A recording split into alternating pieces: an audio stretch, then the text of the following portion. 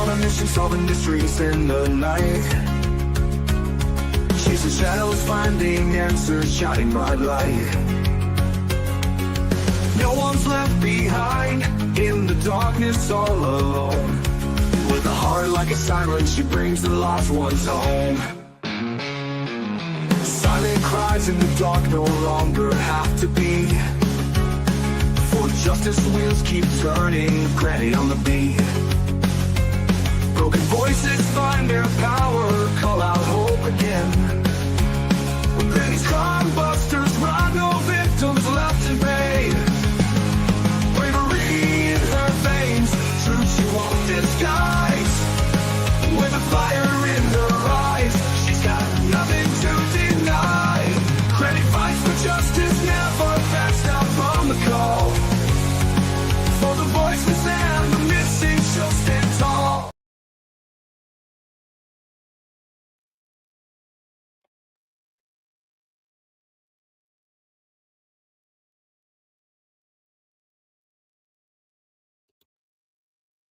Hello, everybody. How is everybody doing? It sure has gotten cold the last few days. I finally shut my windows. So I decided to put up a fall background. Cozy little nook there. Fall background. Hello, Ginger Girl. Everybody else who's hiding in the bushes today, welcome in. Happy to have you. We'll get started with our spotlight on the missing. Today we have Deanna Lee Martin, missing 5 days ago, August 21st, Hampton, Virginia, 17 years old. That's all the information that we have on her, according to National Center for Missing and Exploited Children. If anybody knows anything about Deanna's whereabouts or how she went missing, please call the Hampton, Virginia Police Department or 911. We need to bring our kids home. Let's not forget about Jonathan Wang, 21-year-old, high-functioning autistic male. He needs to be home. He presents himself as an 8 or 9-year-old. Last possible sighting was in Kirkland, Washington. If anybody sees him, please call 911 immediately. And he does answer to his name.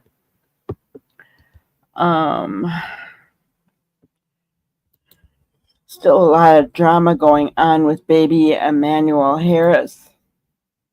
Harrow, I think that's how they say it.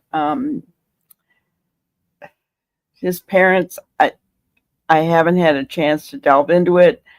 I saw one post that said that his parents have been officially charged with red rum. And then I saw another one that said, no, they weren't. I haven't had a chance to really check into what's going on there. But in any case, they still have not found Emmanuel. Let's not forget about our little friends, Jack and Lily. We will talk a little bit about them today, of course, always. So much going on in that case as well. But today we are actually talking about Sebastian. It's been 18 months today that Sebastian went missing, guys. Hello, everybody. Joanne, Tammy, good to see you guys. Gotcha, Tammy. Okay, you haven't followed it? Yeah. This case is one that's been full of drama. It's horrible. But his dad has been out in front of the Sumner County Sheriff's Office since noon today. And he's continuing this through the week.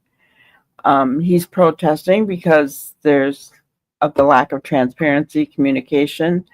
If anybody lives in the Nashville, Hendersonville, Gallatin, Portland, Goodlettsville area, please go and support Seth.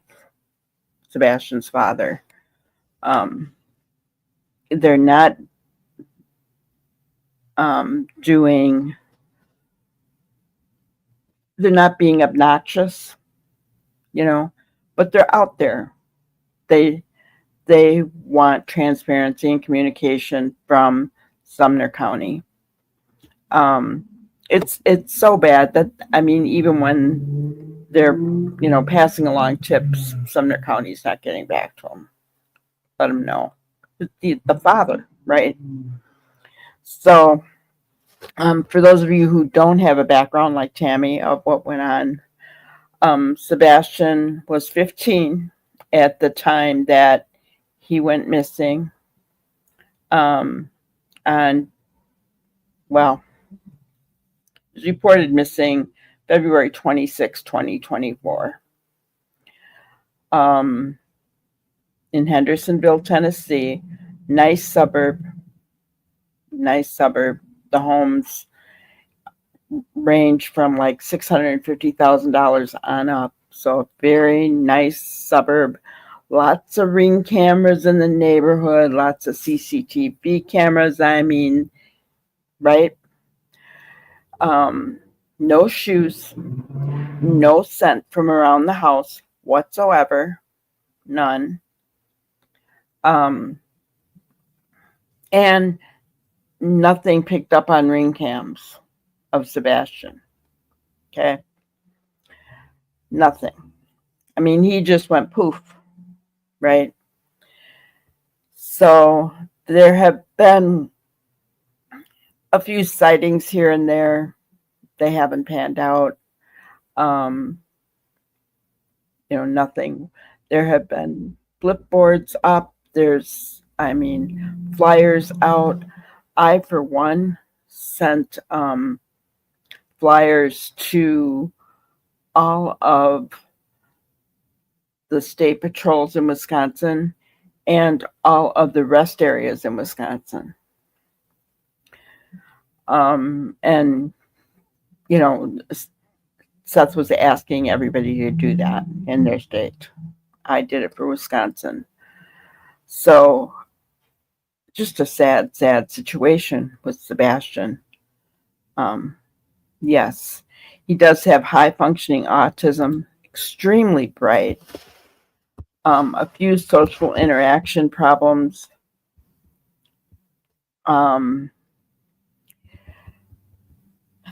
The bad news was that CPS did get involved because the teachers were called.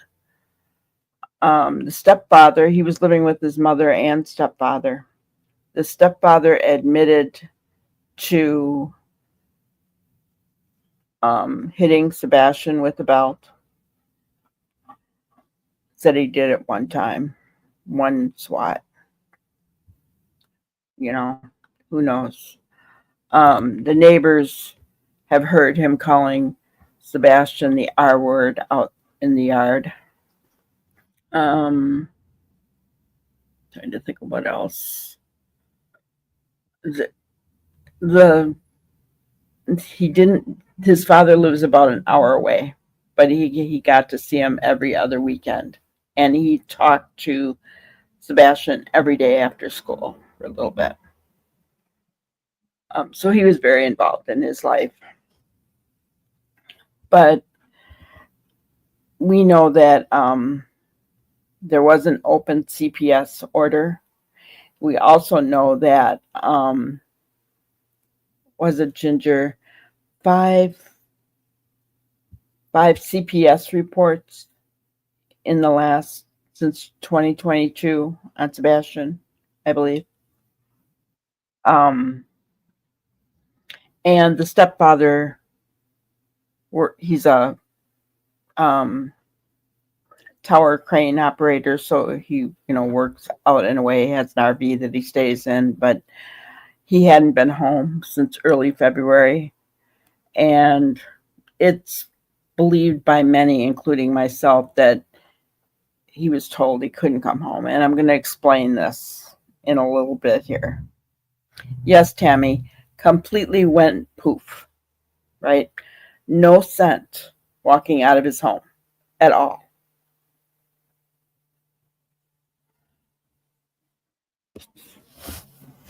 For what Granny reports to CPS, we don't know what the reports were for. The father had to get an attorney. Seth Rogers had to get an attorney to even get a hold of the reports, biological father. And he's not allowed by law to share those reports, obviously, right? And it was the teachers who he told his teachers about abuse or something. So that's why they were involved.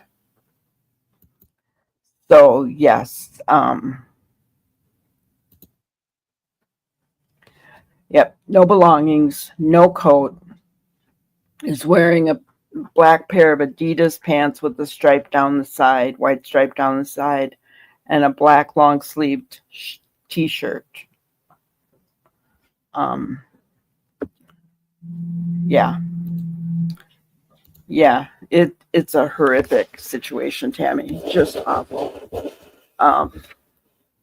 So this is a case very near and dear to my heart. I mean, his dad even asked everybody to light their porches up green, Sebastian's favorite color, which I did. I mean, just horrific situation with this young man. And the more that we found out, the more heartbreaking it was, that knowing what he went through before he vanished, right? There was an Amber Alert put out for him, which is kind of funny because law enforcement says there was no abduction. Okay. Mob crew, there was some flashlights seen 3 a.m. coming from Sebastian's home to side road, and mob crew really did a good job on editing those videos and showed there was a car that pulled up there. So while you couldn't see, I mean, some people say they saw figures, but I couldn't see, but I could see flashlights. You could see a flashlight coming slowly toward that car. And then all of a sudden, it's like as if somebody was carrying something. And then all of a sudden, that flashlight went quickly back to Sebastian's house. Not only that, the cameras in the house behind Sebastian's house showed that the lights went on at 3 a.m. So a lot of little nuances to this. Some people believe it, some people don't. I personally believe that what Mob Crew did with the video on the flashlights is what happened. He showed a vehicle. We cannot see the vehicle outline. I mean, we can see vehicle outline, but we can't really, we're kind of guessing as to what kind of vehicle it is. We don't really know for sure. So, yeah. Yes, Tammy. On February 25th, hi, Kate. Good to see you. On February 25th, they did a bunch of stuff. She got up, she made spaghetti pancakes, and she said, Google it, y'all. Oh, this mother and father, Proudfoot, are something else. Something else. Kind of remind me a little bit of Malay and Daniel. I mean, if you're talking, here's my thing. If you're talking about your missing son and you want him back home and you're telling what you did, are you going to say, I made, fun fact, this is what she said, fun fact, I made spaghetti pancakes. Google it, y'all. Isn't that weird? Is that weird, or is that just me? they went to BJ's and to the bowling alley, and they brought snacks home because Sebastian likes snacks. I mean, she just gave all this detail. But then for the next morning when she got up, there's no detail, right? Yeah. And the last thing they did was go to Texas Roadhouse to eat that night.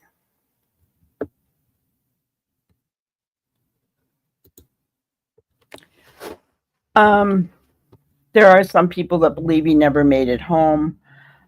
From what we've heard, though, there was some kind of recording. I don't know if it was on Katie's phone, or dash cam or whatever it was, but Sebastian was in the car pulling into the garage after Texas Roadhouse. So as far as we're aware, he made it home. I agree, Joanne. Hello, by the way. Yeah, no such thing as coincidences in life. Yeah. To top it all off, Katie and her husband left a week, left the house, went in the RV a week after Sebastian went missing. She says that she was scared people were giving her death threats. I don't know. And maybe they were. But you know what? I'd be telling the police I've got death threats. I need somebody outside my home. I'm not leaving this house till my son's back home. Right? That'd be me. But, I mean, not Katie. She decides to go on vacation. Even with the infamous Nancy Grace interview, her and Chris are in their RV giving the interview. So, Chris Proudfoot, how do I describe Chris Proudfoot? He is a triggering man for anybody that's ever been through DV. He, very angry man. He has shown his temper on panels more times than I could even count. Yeah, I agree, Ginger. Yeah, see, it's been a while since we've talked about Sebastian, isn't it? She is military. She can defend herself. She was in the Navy, so was Chris. In fact, when she was married to Seth and Sebastian was little, she was in the Navy. Seth was the sole caretaker of Sebastian until Katie kicked him out. Decided she was done, which it's pretty much, I can't say for sure, but it kind of looks as though she was already with Chris when she kicked Seth out. Same thing, Chris was married to his third wife. Wait, no, fourth wife, right? Katie's his fifth, right, Ginger? Katie's his fifth wife.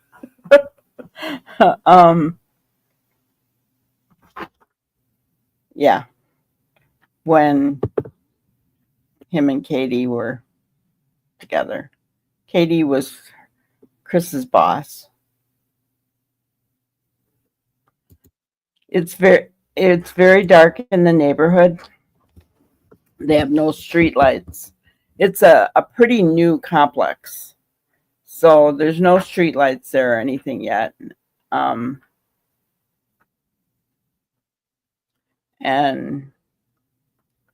so at night it's very dark. But there was no Ring camera footage of Sebastian. None. So the only thing that was seen was those flashlights going to that car. And I just encourage you to go back, look through my playlist for Sebastian. I have it all there. I have it all there. She abandoned him. Yeah. There was no one for him if he had come home. Um, I'm so Sebastian had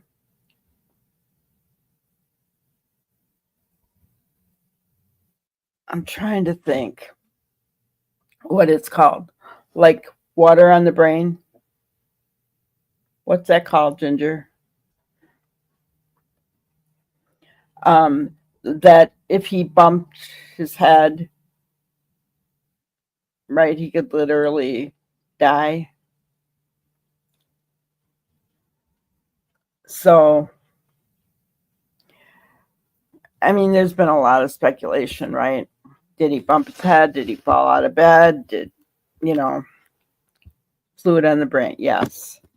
But there's a terminology. Yes, right there.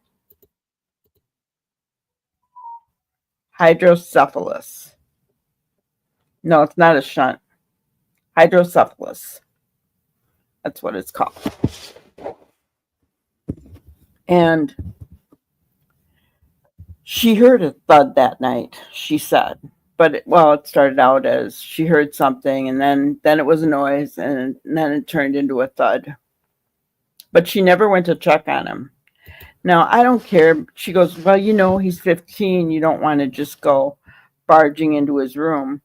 If I'm the mom, I hear a thud, my kid's got hydrocephalus, I'm going to knock, and I'm going to go in. Whatever he's doing, if, he's going to, I'm the mom, right?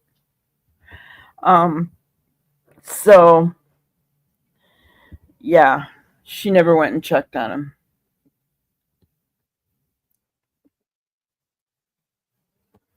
That's right. Yeah.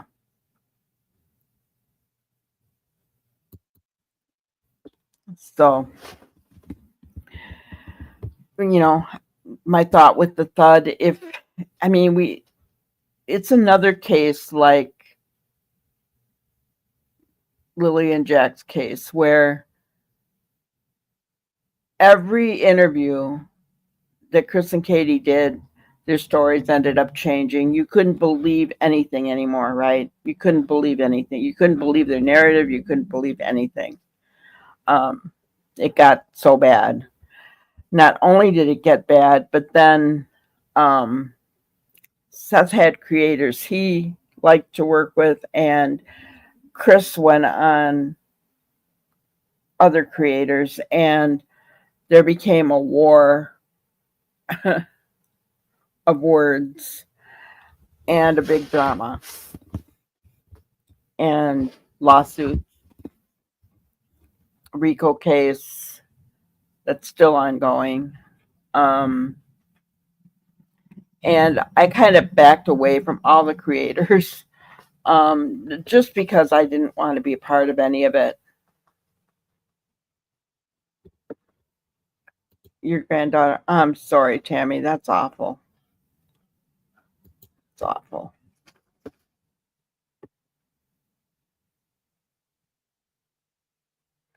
Yeah. That's horrible. So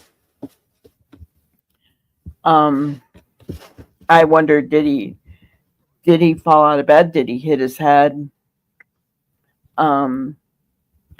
His stepfather said that Sebastian had problems wetting his pants at home and at school. And so he made him wear pull-ups. He threw away all of his underwear. And the only time that Sebastian wore underwear was at his dad's house. And his dad said he never had issues at his house with wetting his pants. Can that be a part of autism? Absolutely. But it can also be stress.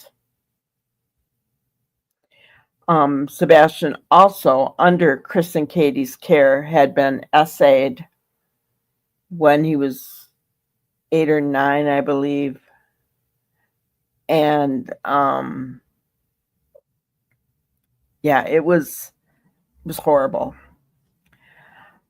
So, I mean, the poor kid, your heart just breaks. Your heart just breaks. So, for a little bit there, honestly, Melissa, it was scary. But I got to tell you something. Ginger Girl, we had K9 was there through it all with us. You know, we just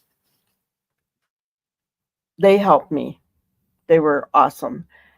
Helped me to just we just backed away.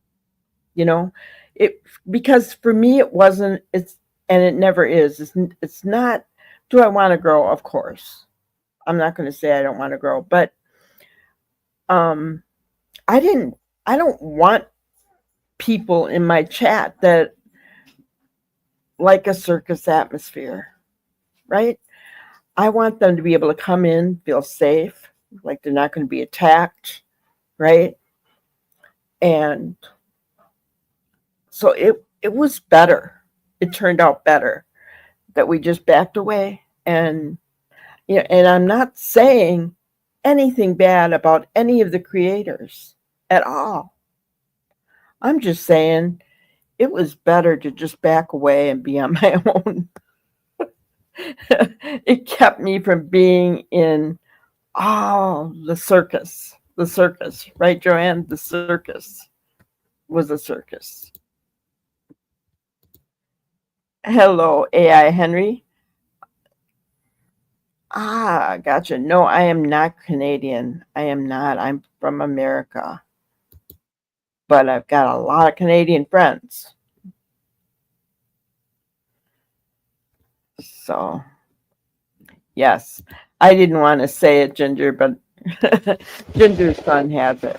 So that's why I asked her what it was called that Sebastian has. Um,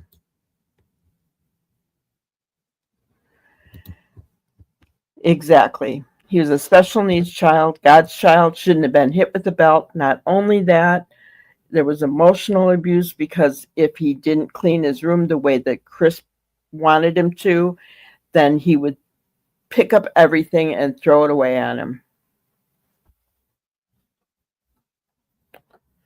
I mean, just the man is emotionally, physically, mentally abusive.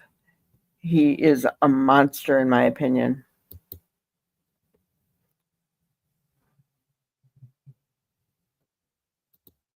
Yeah, I kept covering him for a while, but pretty soon there wasn't anything to talk about because there weren't tips coming in. There weren't, you know, and I wasn't, I still put out a short every day. Many of you who follow my channel and have notifications on, you'll see I have a short that goes out every day for Sebastian. My porch is still lit up green for Sebastian.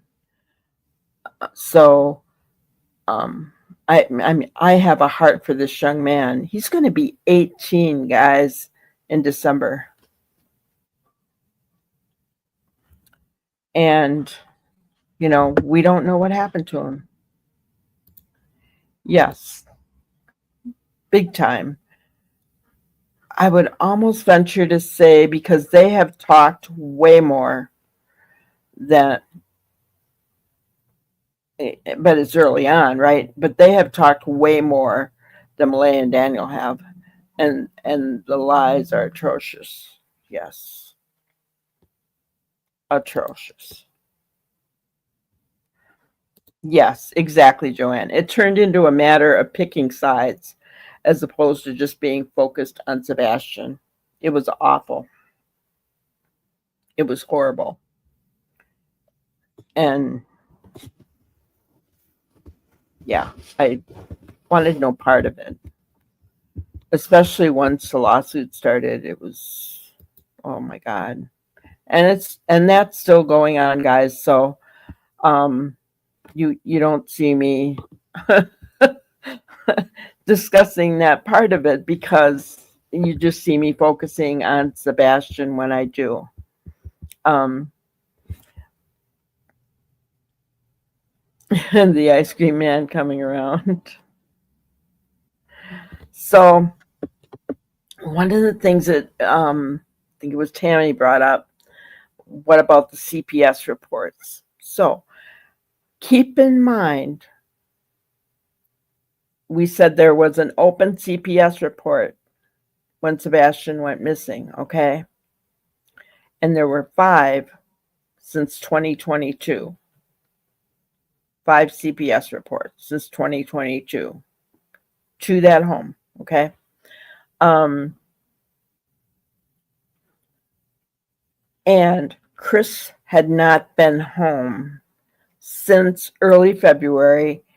And Chris made a comment in somebody's chat or on panel, I believe, about Sebastian thought he could get me out of the home.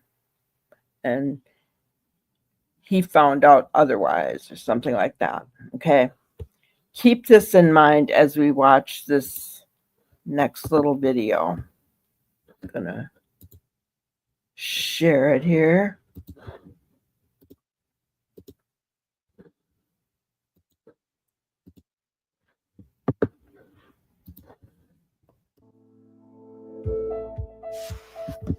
A safety plan is CPS's alternative to removal of the children from the home in many situations. Let me explain. Often, a CPS investigator will school, maybe your child went to the doctor and the doctor had some concerns. It can happen any of a number of different ways.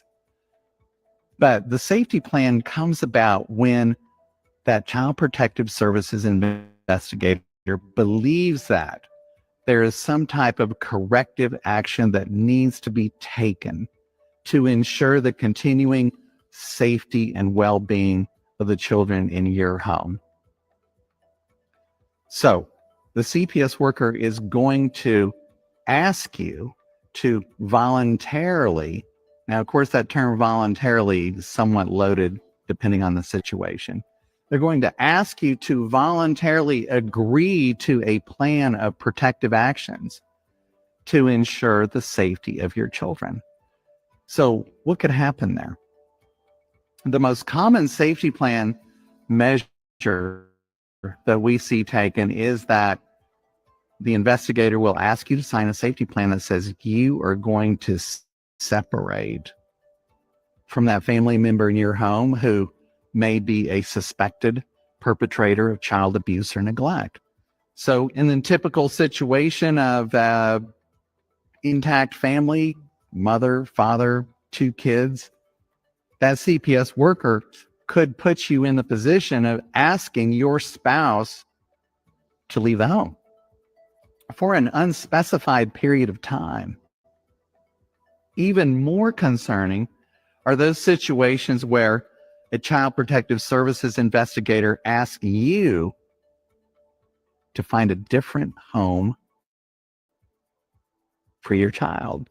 That's called a parent-child safety placement. Typically, that caseworker is saying to you, is there some other family member or kinship person that your child can go stay with while we work through this investigation? Additionally, a safety plan can request that you provide certain information or participate in certain services.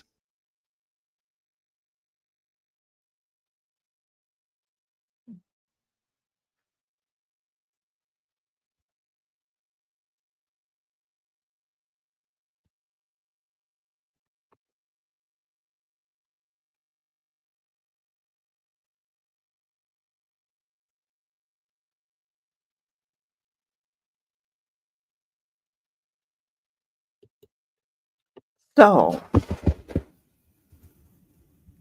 My opinion,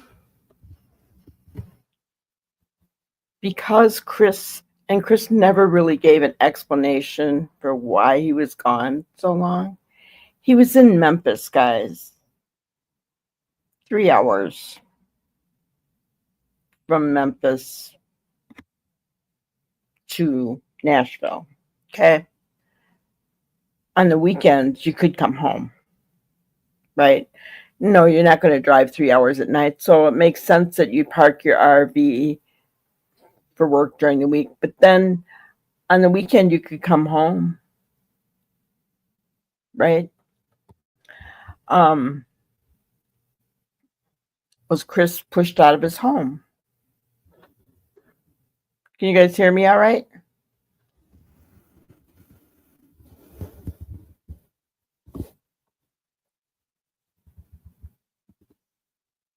Can you hear me? Well, Ginger says I'm muted, so I'm making sure.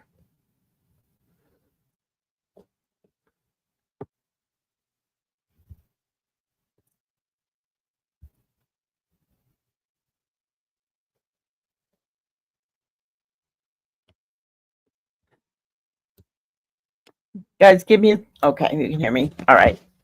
So it made me wonder, did they tell him, did they tell Katie that Chris should leave the home, or that Sebastian needed another home? You know what I'm saying? So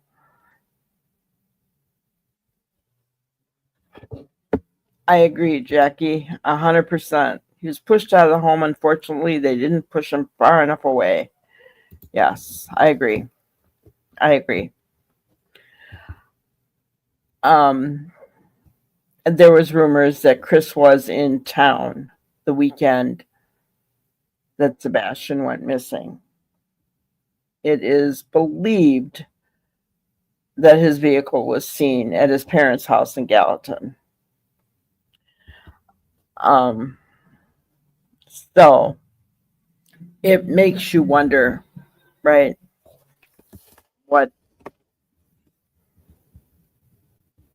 What was going on there? But it's interesting to know that that is what they do, and that they may even ask you to have your child put in another home.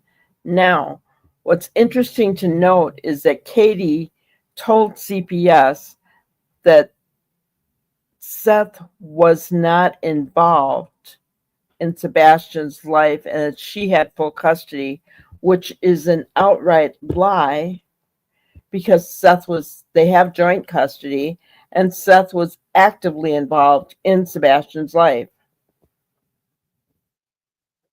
So, you know, it's interesting to, there's just so many unexplained questions, right? So many answers that we need in regards to Sebastian that is very frustrating. Just like Jack and Lily's case, guys. Same thing. Where'd they go? Right? Same situation. Where did Sebastian go?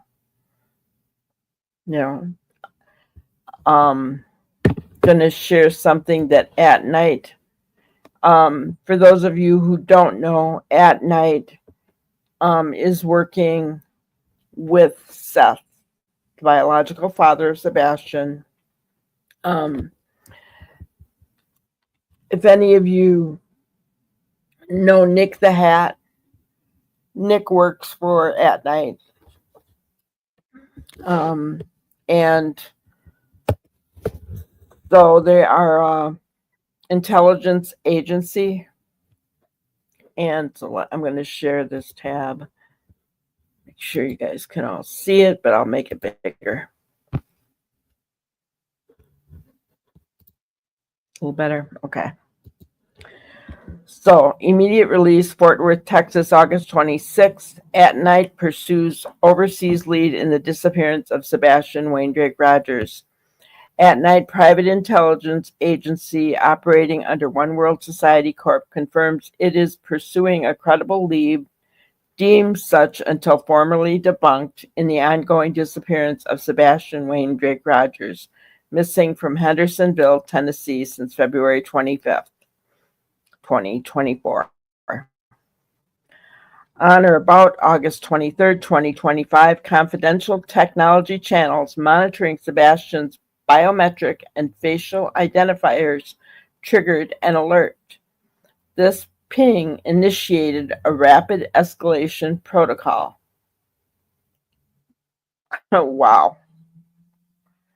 Since then, At Night has remained in constant contact with authorities overseas, engaged with the U.S. Embassy in the relevant region, and liaised with the International Center for Missing and Exploited Children and the United Nations Human Trafficking Desk under the Palermo Protocol.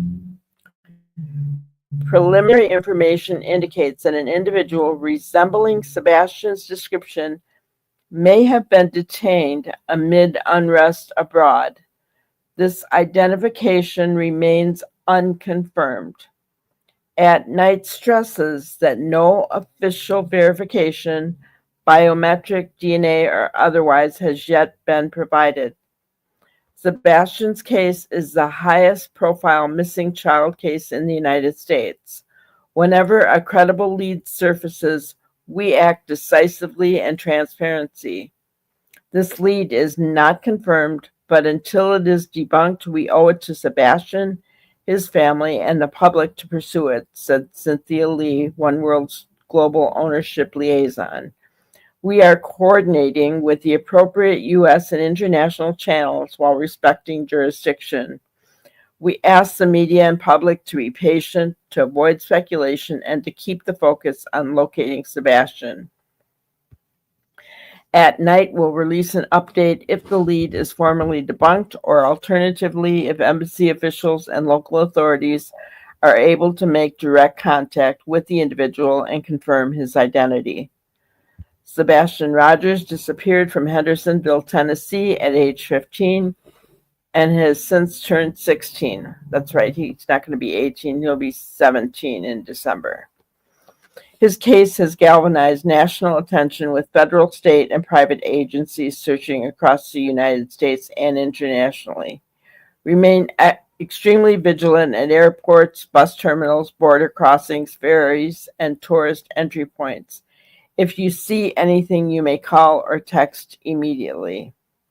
We urge you to dial 911 if Sebastian is seen, or call 1-800-CALL-FBI or 1-800-THE-LOST. Alternatively, you can reach At Night as well, but calling the FBI is the most important thing. I noticed they did not have Sumner County on there, and I'm happy about that. Why am I happy about that? It's no surprise, I think, from people who've been with me through the Sebastian Rogers case, that Sumner County, in my opinion, is corrupt. When you have a sheriff that is in office that calls an RAPE a snuggle struggle, something's wrong.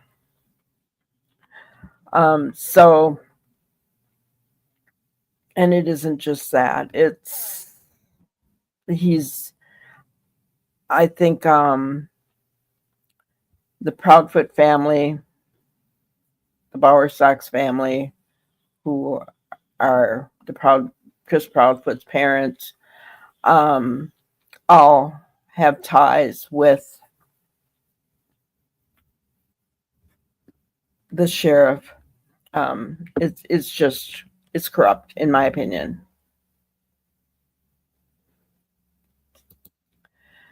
Yes, it was also claimed that the three of them were planning to put him in a place for kids to have attitude adjustments.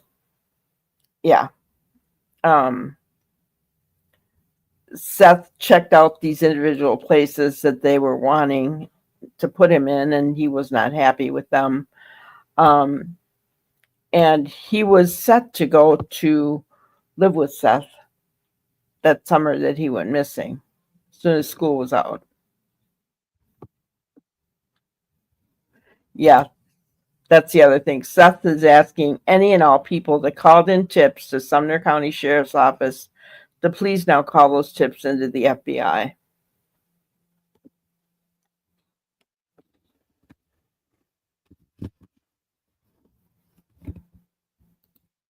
Yes, and that was very strange, Tammy.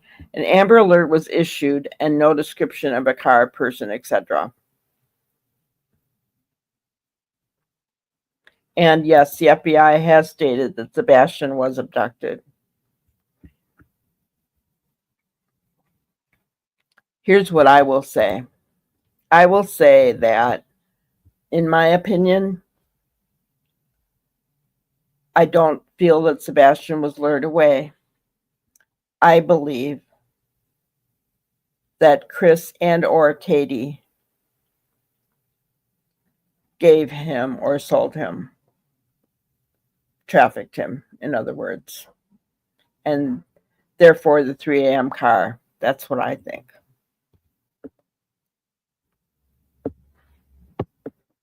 Yeah, I think it was day 2. Absolutely, Tammy. Absolutely. She did not want Seth to have him.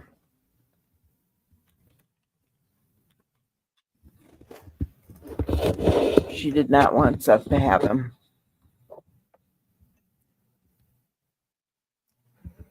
Very sad situation. I did watch Jennifer Coffindaffer today talk to trying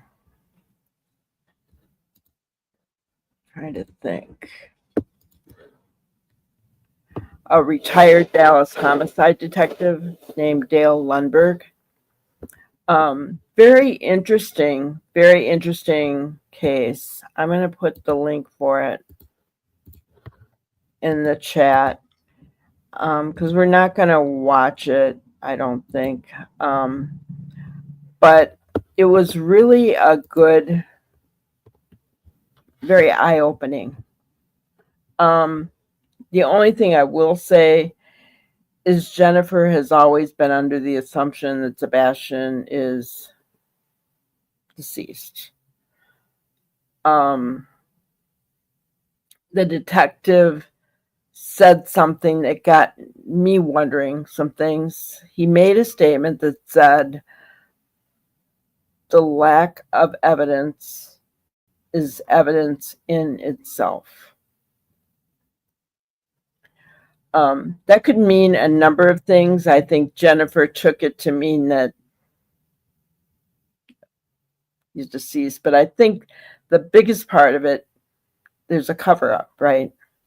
There was a cover-up. The other thing that is interesting, it's been said that there was, trying to think how to say it, where the ring cameras or the CCTV cameras were all scrambled, blocked, or however they say that. And Katie worked for a security company. Did she know how to do that? I don't know. Right?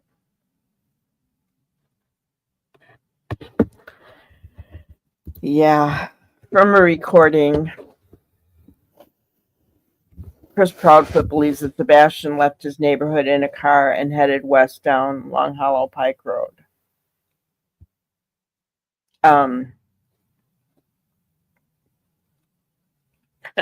Yeah.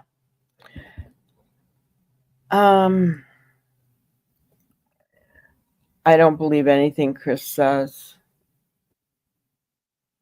But, I mean, is it leakage? I'm just saying.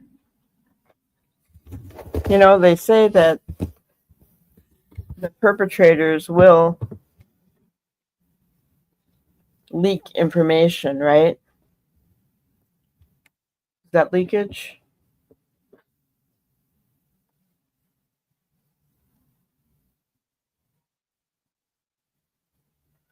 Yeah.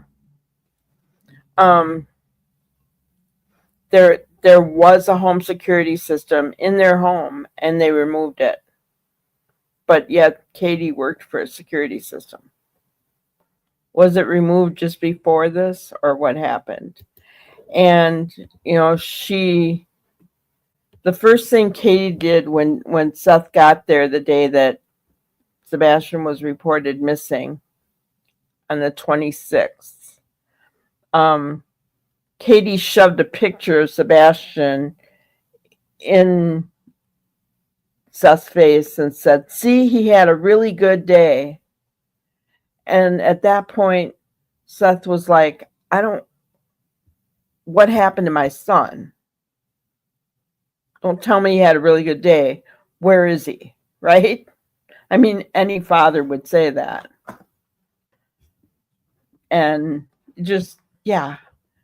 So, you know, obviously, biological father, Seth Rogers, and mother and stepfather, Chris and Katie Proudfoot, are not talking at all anymore.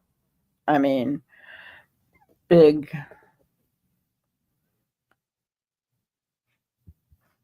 rip there now.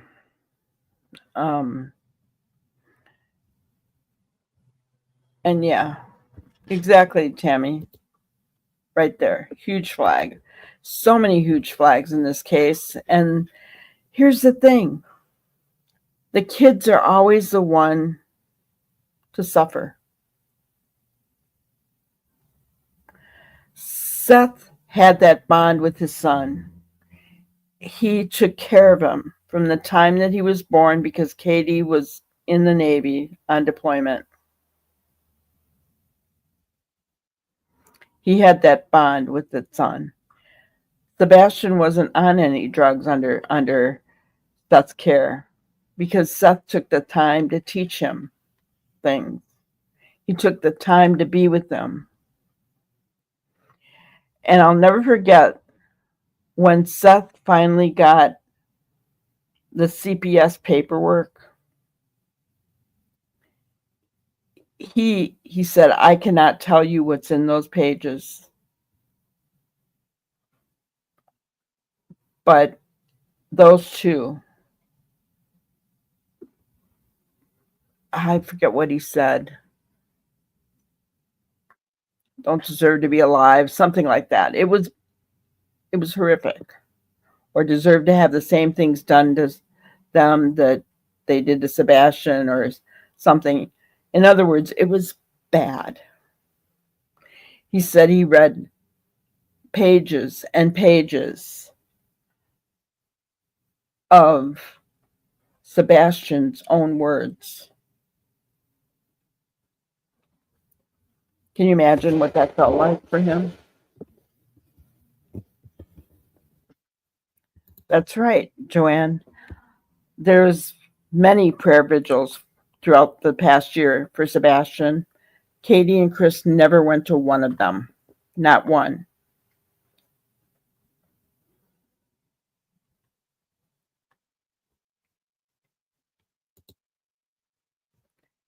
I know. You got me. But here's the thing. Um, you've got a corrupt sheriff's department handling the case. So that's part of it.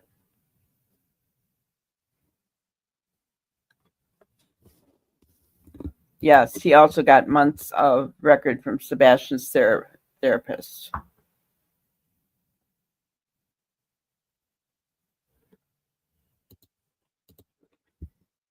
Exactly, Tammy. Exactly. There are so many similarities in this case and in Jack and Lily's case. vanished, poof, gone.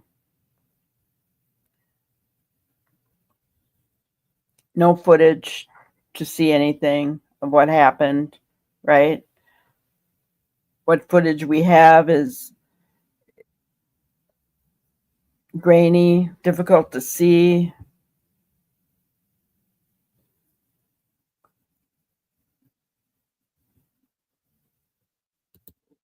No, Seth didn't get any of this stuff until after Sebastian disappeared. So, I mean, and he said there was a point when Sebastian said to him, I don't want to go back home, Dad. And Seth tried to get him to tell him, well, why don't you want to go back home, son? And Sebastian wouldn't tell him. I think he was afraid. And, I'm sure that haunts Seth to this day. Seth has his own channel. He has gone live, and every single time he cries, and then we all cry with him. It's horrible. You just want to go there and hug him,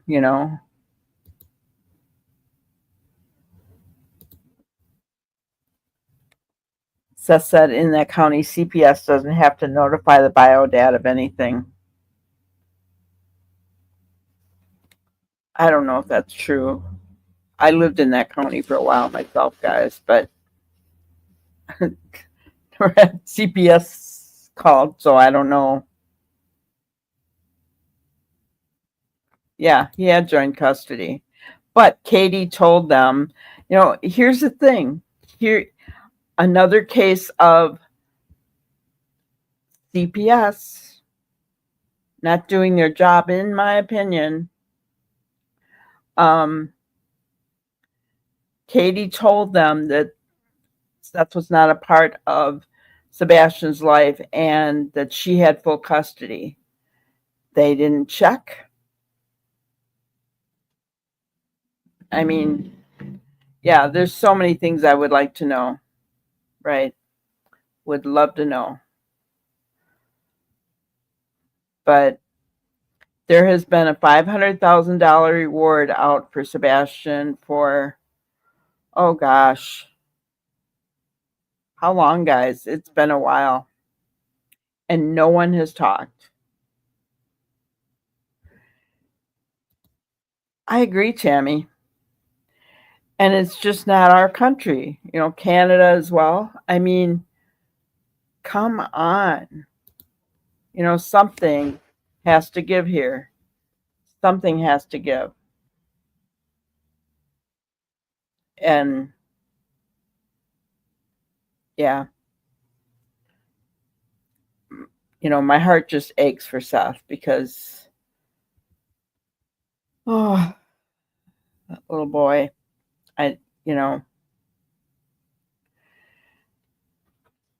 A dad who truly loves his son had no idea anything was really going on.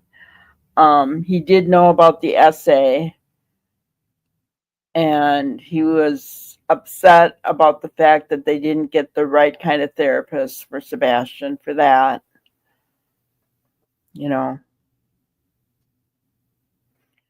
Oh, yeah. Ginger has Seth's channel put up. If you haven't joined it, join it. He doesn't do lives too often, but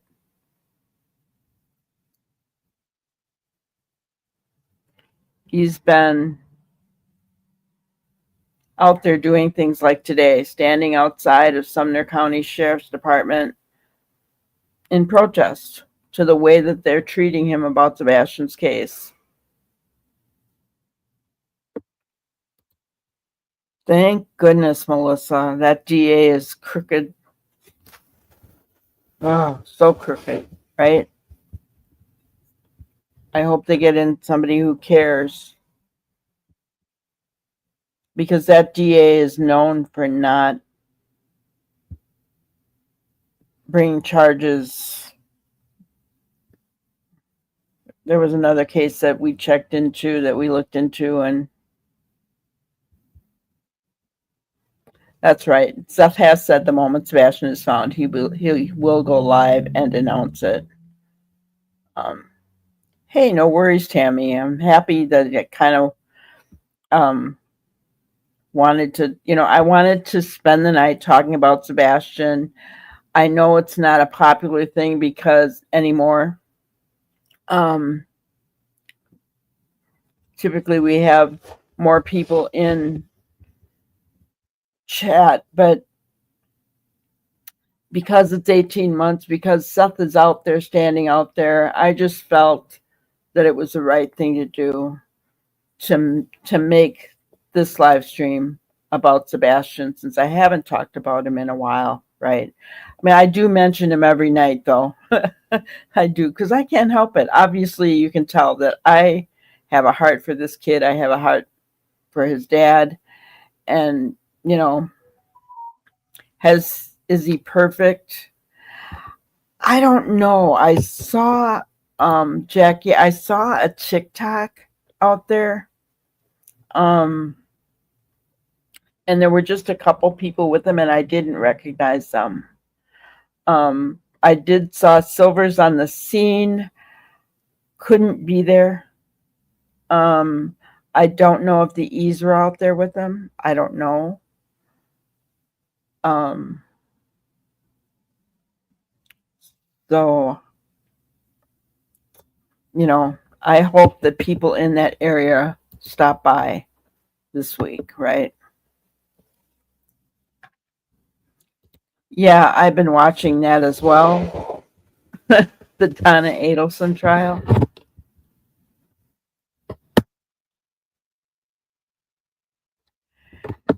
Um, Here's the thing, Tammy. Another thing that happened is that many of the neighbors were threatened, not just by Chris Proudfoot, but anonymously threatened for speaking out. Um, hmm. So yes, that there, and searchers were threatened. CJ was out there. He was searching the ground, and he came back, and his serpentine belt was cut. Others had serpentine belts cut. Others had tires slashed. The United Cajun Navy left because they had death threats. Joe Petito was going to go live and talk with Seth and Tony, and Joe Petito got a death threat and threats to his family, so he backed out of it. Somebody does not want Sebastian found, and they're threatening people. And Sumner County isn't doing a doggone thing about it.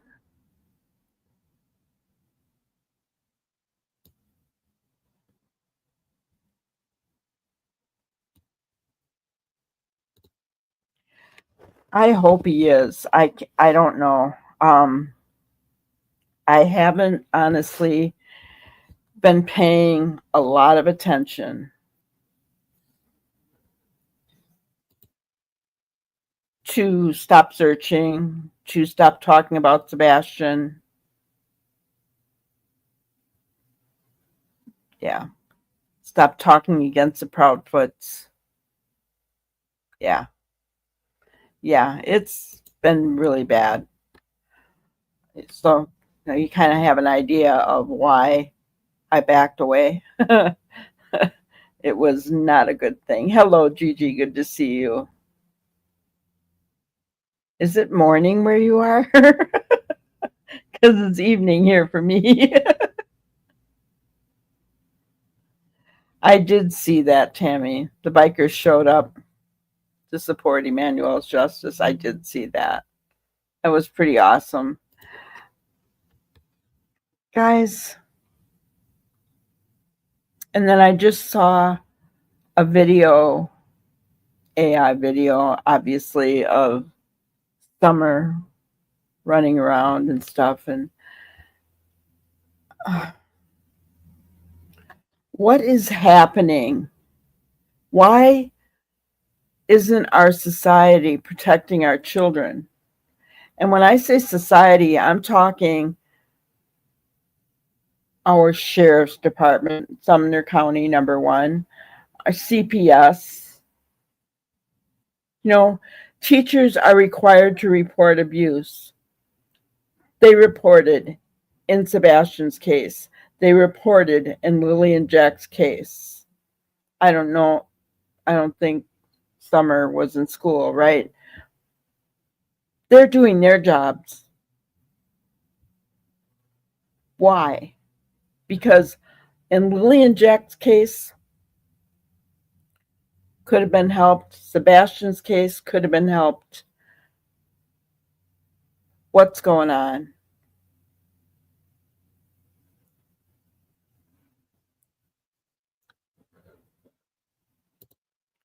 Donald Trump knows about this case.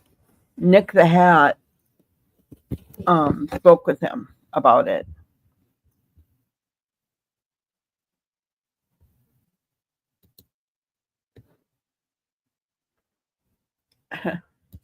I agree. They're not protecting our children. They're not, you know, I've said it before. In the 80s, when my children were growing up, early 80s, it was kind of a fear, because if CPS was called to your home, they took your kids. And now it's gone from one extreme to the exact opposite extreme. They won't take the kids, even if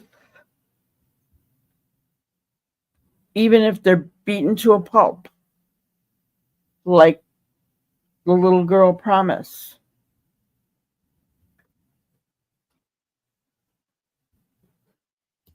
Oh, you got that right. If it was one of the politicians' children, though, it would be a big thing, wouldn't it? Yeah, absolutely, it would be, right? You know, and what about Jake? Did he lead the police on a wild goose chase, or is that where they left baby Emmanuel and he was drug off by coyotes or something? And if that's the case, then they really need to search that area, because anything could be dropped. You know?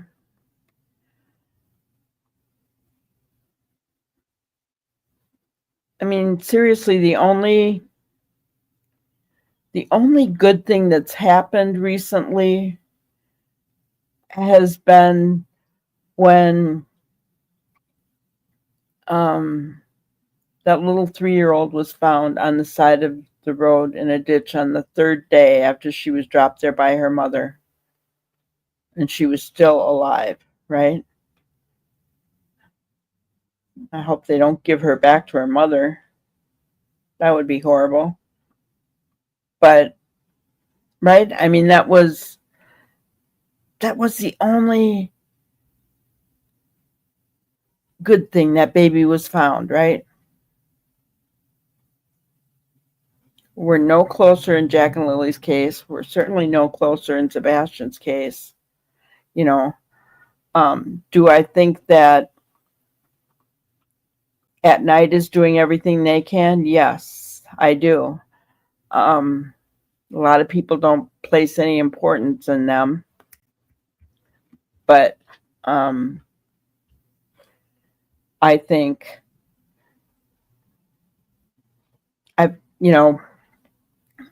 people have a lot of opinions, but I'm going to say this. I got to communicate with Nick the Hat. He really has a heart for Sebastian, a big heart for Sebastian. He was very kind to me and very kind to this channel. And so nobody's going to convince me that he's evil, because what I've seen out of him has been nothing but good. And you can tell a person's heart, right? by their actions.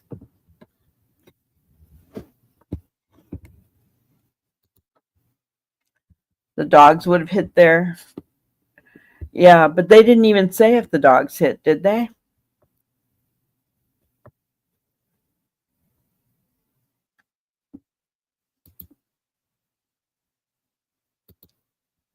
Nope, they sure did not. Never heard back at all. Being in healthcare, hi Carla, by the way, welcome in. Being in healthcare, I'm a mandatory reporter too, but I have no confidence anyone will show up if I were to call for a trafficking victim. When we call Ellie in Houston, response 3 to 6 hours later. Oh man. See, we're letting our kids down, right? That's got to be so frustrating for you, Carla. I can't even imagine. You're doing your job, but oh, thank God for people like Carla. Tammy, no, I don't. So here's what I'm going to say about that. You probably not heard me say this before. I don't believe that YouTube creators should be bringing family on their shows. I think that, and I watched it in Sebastian's case. I've also seen it in Jack and Lily's case. Every time that happens, boom, bunch of controversy and garbage goes on.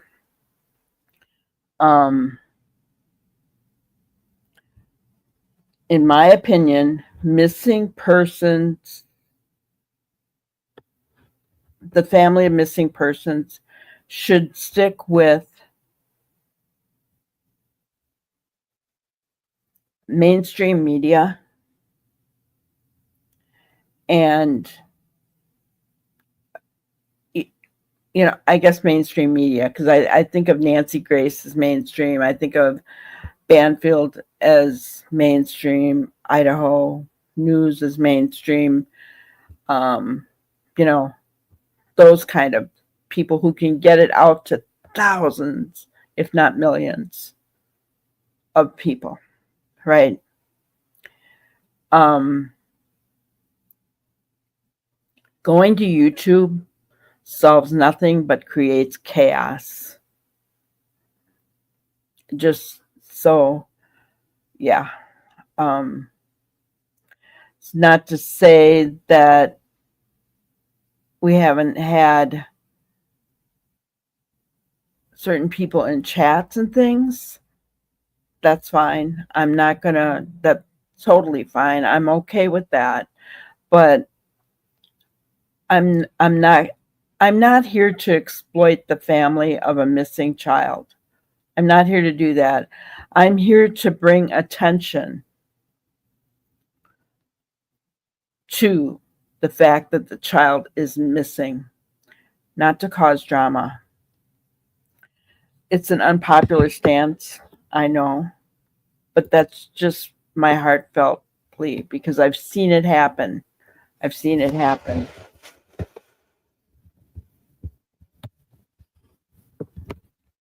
That's a really good point, Ginger. How many watched that wacko lady's videos and said nothing to help that child before she was left on the side of the road? People were watching that lady's TikToks. Her name was Rebecca, I think, right? Rachel, something like that.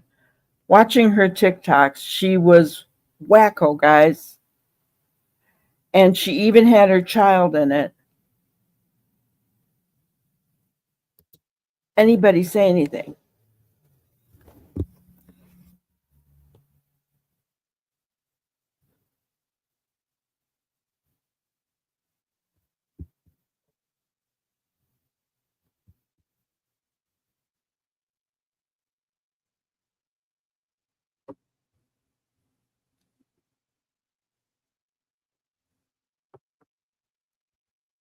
Yeah.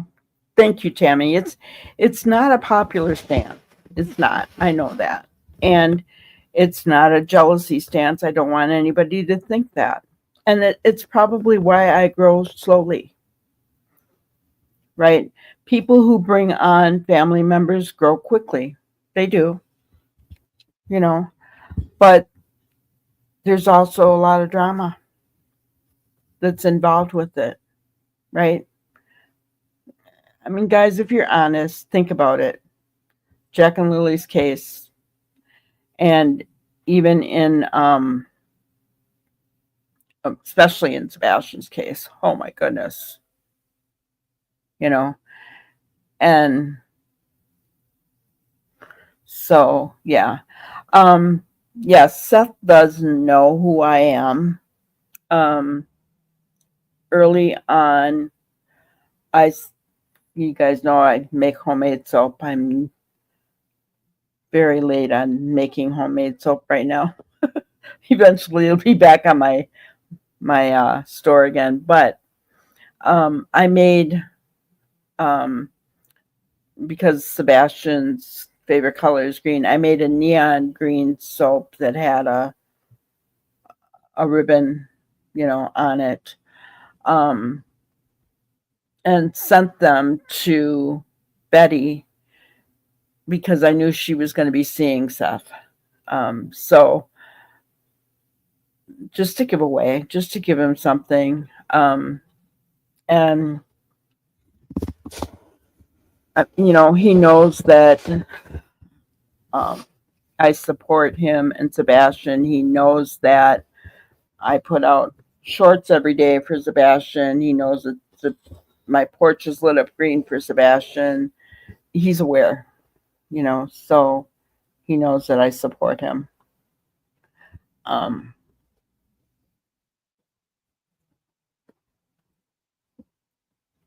So, but yeah.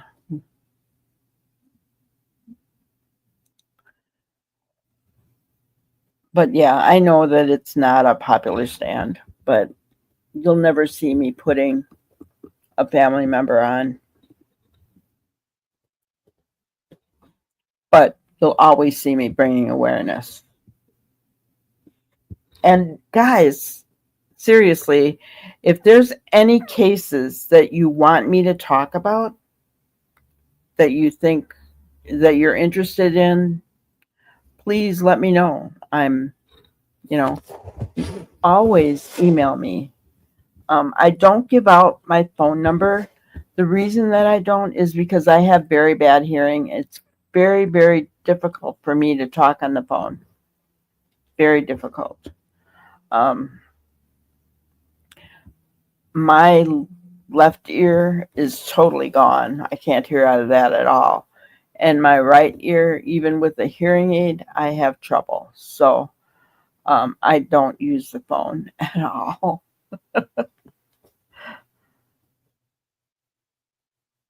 You did see one video? Yeah. Yeah. Yeah. When Seth starts talking about his son, you can't help but start crying because he's crying, right? You can't help it. He has gotten flack for being angry. And I got to tell you guys, whenever he's gotten angry, it's because Chris Proudfoot has come at him. And if you've ever seen Chris Proudfoot in rare form, guys, you know what I'm saying. Anybody would lose it with that man. I tell you, I would lose it with that man. Yeah, I did see that. I was watching. I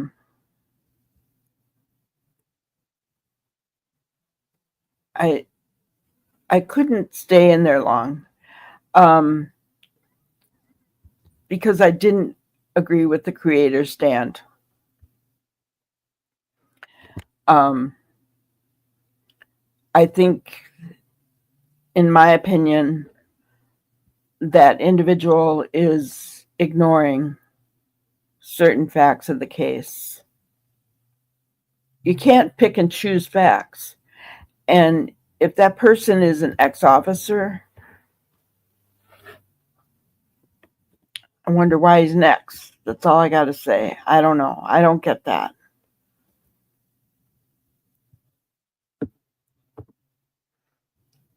Yeah. And see, Tammy, you're getting angry in there. I can't. I cannot do it. I can't. I'm not going to engage in stuff like that. If I feel that somebody is totally ignoring certain facts in the case, I'm all for somebody having a different opinion. That's fine. But when you're totally ignoring certain facts in the case that are legitimate, and you're only believing a person who has repeatedly lied, I mean, okay, see ya. That's all I got to say about that. Yeah. Well, I went with him, Tammy. But see, very rare. Once in a, I mean, I usually sit in the bushes because I don't. Um, here's what I'm going to say. Um, I haven't had it very often, but people will come in and then try to take, creators will come in and try to take over your chat, or end up doing it because their subs are in there and they're all talking to the creator. I would never want to be disrespectful to somebody like that. If I'm going in there, I want to listen to what they're saying. I don't want to be taking away from their show or their, so I rarely say anything when I go in for that reason, because I think it's very disrespectful. I've had it done to me and I don't like it.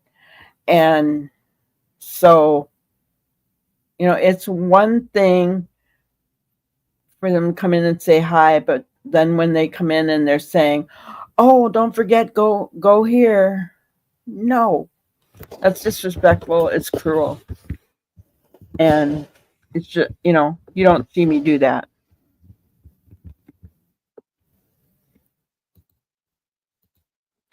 I had to get off the live when CP was being rude to Seth. Oh, yeah.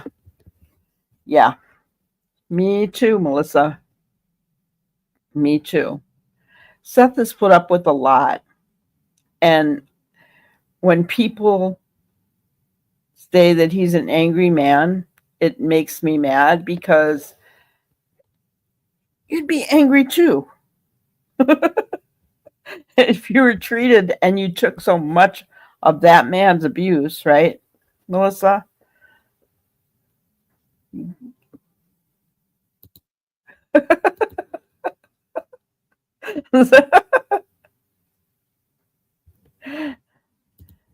Right? Exactly. Review the whole case.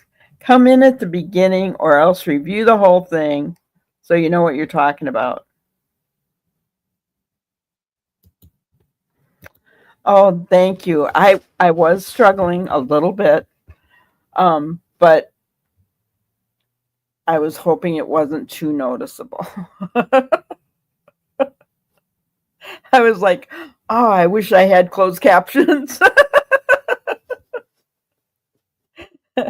But thank you. I appreciate that. It's kind of fun having somebody on with you. Um, I would really enjoy that, I think. Oh, I know. I know. I can't even imagine. Can't even imagine what that would be like. And Seth doesn't have anybody. You know, Seth doesn't have anybody. And that's sad. That's really sad.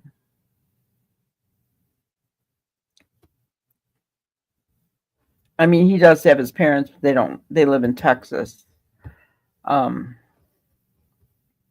he moved to Clarksville from California because Katie and Chris moved to Hendersonville from California, and he wanted to be close to his son. That was his whole purpose for moving to Tennessee. And he's not going to leave until Sebastian's home. He has no reason to stay in Tennessee. None. At all. But he's not going to leave because Sebastian knows where he lives.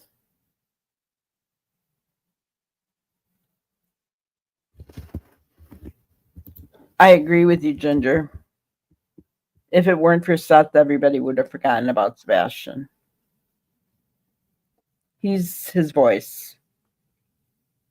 He refuses to give up. I do not blame him. He's even gone on to creators and asked them why they stopped talking about Sebastian. And when he's done that, it's made me feel bad because there's, yeah, his sister. That's right, his mom and his sister. I forgot about his sister. When he's done that, it's made me feel bad because, but here's my thing. There's not enough material. There's nothing new going on, right?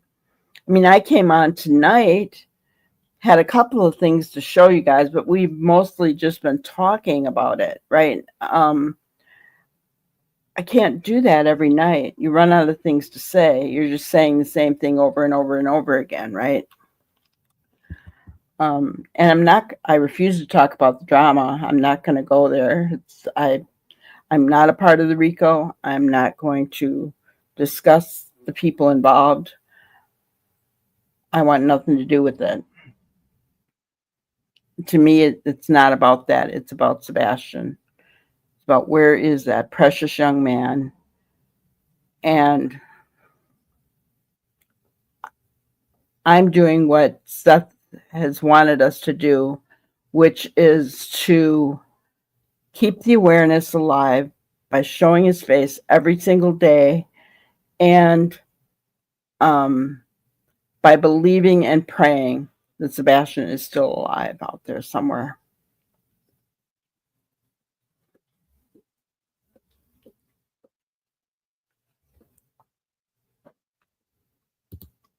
Yeah. I mean, they could. And you guys know that I talk about him every day. I do. Yep. Absolutely. Belinda is Jack and Lily's voice, and Seth is Sebastian's voice.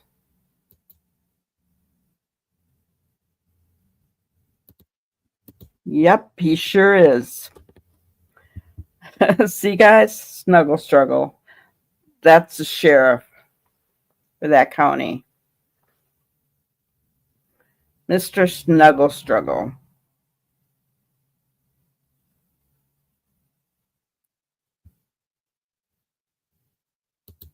He said more than once that Sebastian is his life. He's literally lost without his son, guys. He is literally lost. Hi, Neuro.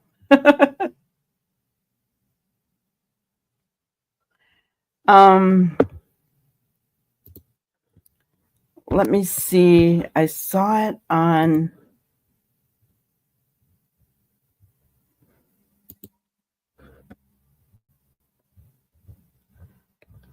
Oh, who shared it?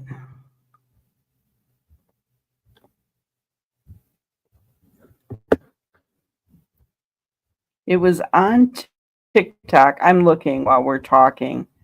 It was on TikTok, but let's see if when I searched for it earlier, I couldn't find it. Of course, right? You go away from it. Here it is. That's a picture of it, but oh wait.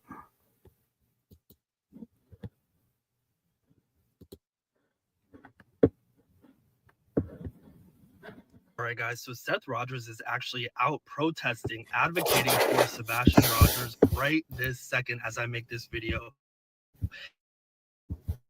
He has basically stated to news reporters that our New York County Sheriff's Office is not doing enough. They haven't returned any of his calls, his emails. He said that communication stopped by way of them when he emailed the investigator and basically had a list of things that he wanted them to look into. He said that he doesn't even know if an investigator is still assigned to this case, and he feels like his son and himself are being let down by not just Sumner County Sheriff's Office, but by the state of Tennessee. He said that for a short period of time, he did trust and have faith in Sumner County Sheriff's Office, but that trust and faith went away when he found out that they had lied to him about something. And then he found out that they had lied to him about something else and a couple of other things. And he says that he does not trust them. He feels like they are either incompetent or they are corrupt or both, and he is not happy with them. He's out there fighting right now for Sebastian. He wants more to be done. I'm going to play some clips right now, you guys. Please continue sharing Sebastian's story. And if you're unfamiliar with this case, please click the Sebastian Rogers playlist on my page and get yourself caught up.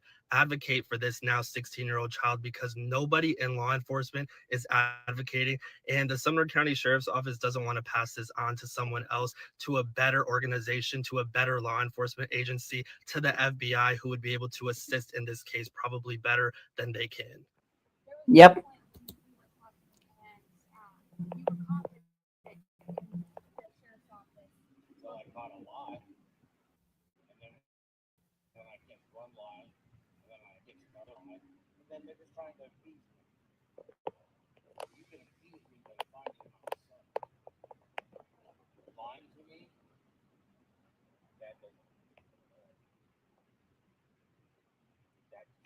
Sorry about the sound, guys.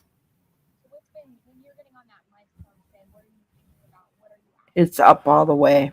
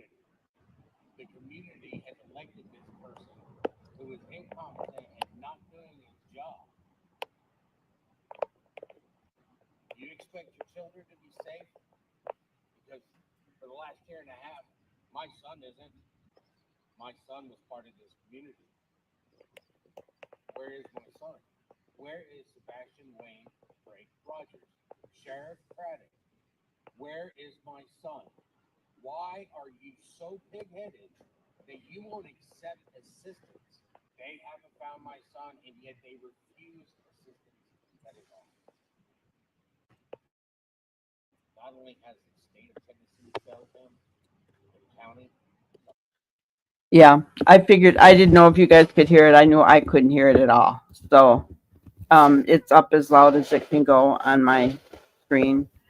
But anyway, to show you, there was only just a couple people there. But this was early. This was like right after noon that I saw this. Oh, you could hear it now? Yeah, I would hope a local news channel does pick it up. I don't know. It would be helpful if more people were out there with them. Maybe more showed up later. I don't know. I'm hoping. But yeah, I couldn't hear anything. And there's not closed caption on this. So I was like frustrated. Like, oh, I want to hear it. But yeah, nothing. So anyway, that still looks the same. Kudos to him for being out there in support of his son. I do not blame him at all. Yeah, that's Seth. Normally he wears a shirt that has Sebastian's face on it.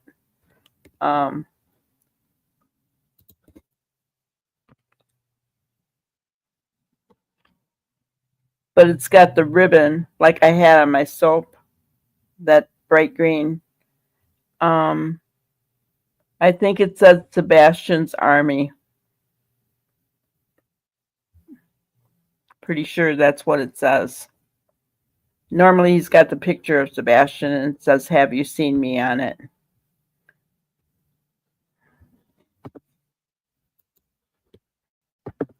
So, yeah, he's going to be there all week, guys. And yeah, guys, if you could, I mean, let me, this is the flyer.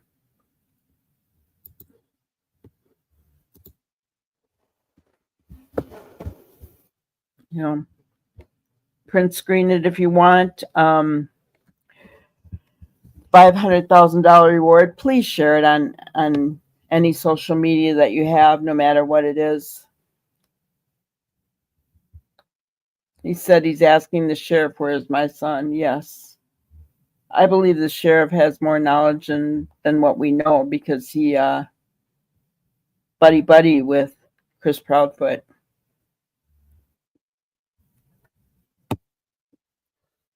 Can I drop Seth's channel? Whose channel? Yeah. Ginger, can you put Seth's channel in there again, please?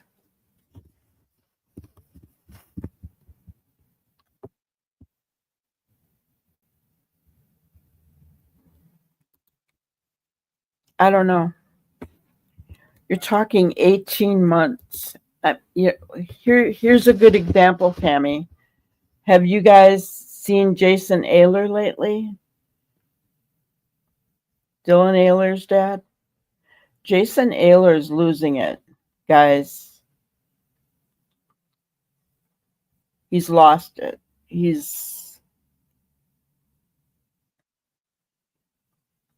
I've seen some of his stuff, and I gotta tell you,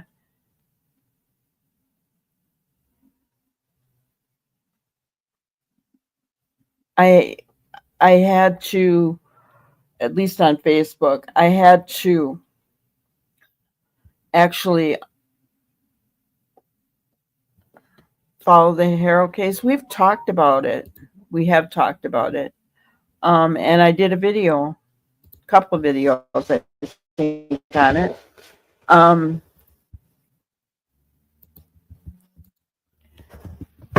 The cases aren't too sad. I mean,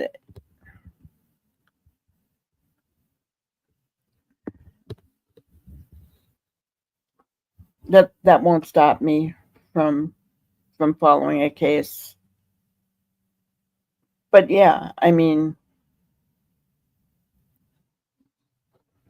yeah, yes, that's who it is.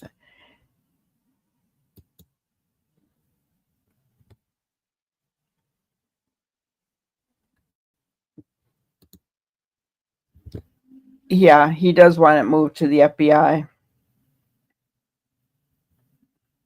Yeah, because he's not hearing anything from anybody from SCSO.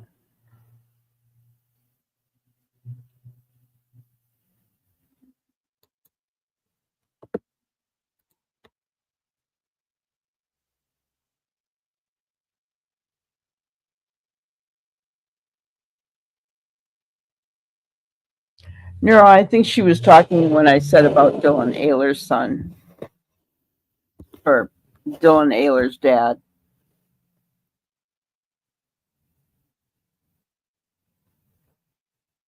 Is that what you meant? Yeah. I was talking about Jason for a minute there. That he's absolutely, I think that Seth has enough people around him that he'll stay sane. Jason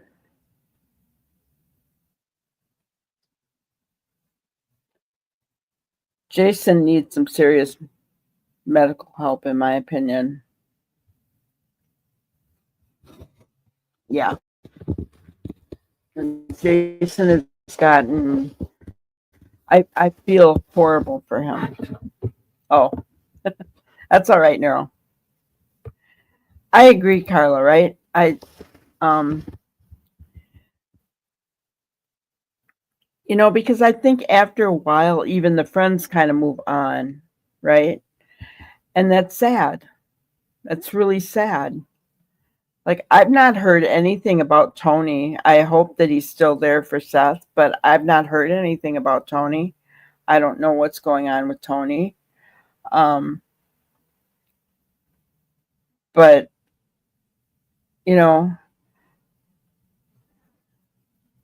Jason, I mean, he and Dylan's mom split up. He's homeless. Even his family, they let him stay for a while, and I don't know if he's on rugs or what's going on, but they fight. And then he goes off on Facebook on rants, and oh, the man, I'm sorry. I know that he's distraught, but wow, he really needs help. Almost to the point where somebody needs to have him committed, I think. I hate to say that, but he needs help.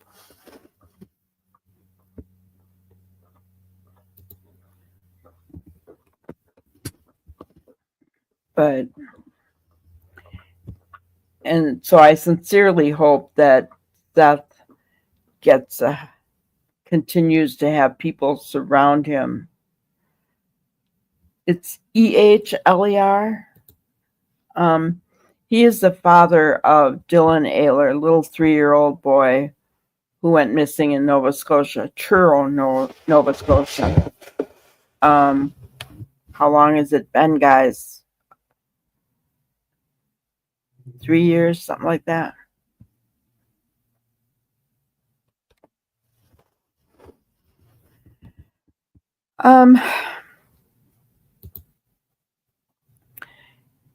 Can we not write to someone or do something to get a review of Jack and Lily's case or do anything?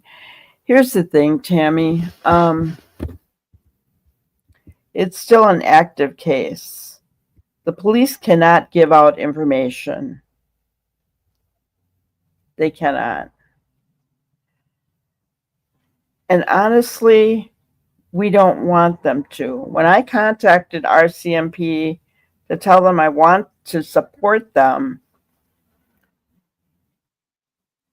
and that it was worrisome to me that after the recent document dump, everybody was thinking that the case was going cold. Was there something that I could say to help? I did tell them I know that they won't, and I don't want them to tell me anything that would jeopardize their case, right? Because when push comes to shove, whoever's responsible for those babies' disappearance, I want a conviction, right? Just because I want to know what's going on, to be able to share with my viewers, doesn't mean that I should know what's going on. I think if we're going to help, the best thing that we can do is bring awareness. I think that CPS is a big place to start. We need to see changes. So that means voting in the right people that will do something on those platforms.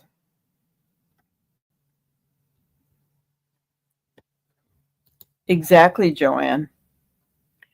The Cold Case Foundation would help with trying to find Sebastian, but Sumner County Sheriff's Department will not let them. Let's see.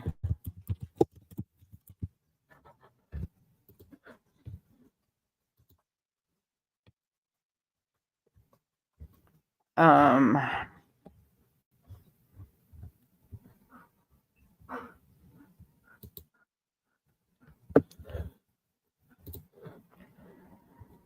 This man right here is the sheriff, Sumner County. Mr. Snuggle Struggle believes that RAPE is a snuggle struggle. Put it out there on Facebook for everybody to see. But yeah, Sumner County is lucky to have such a great group of men.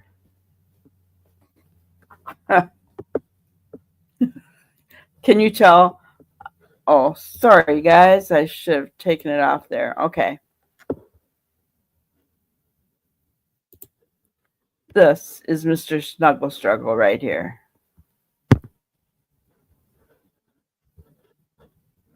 Right there.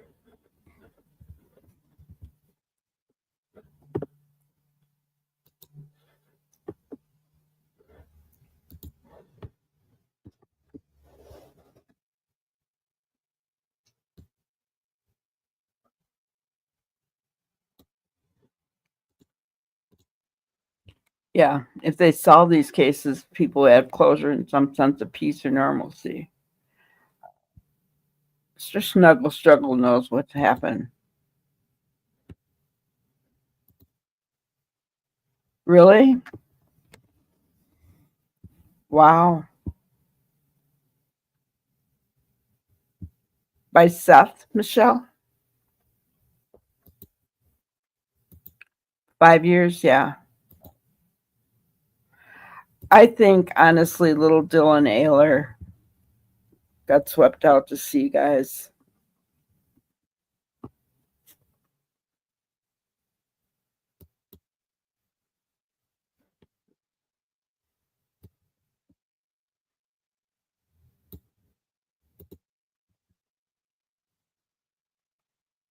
Yeah. I think, I mean,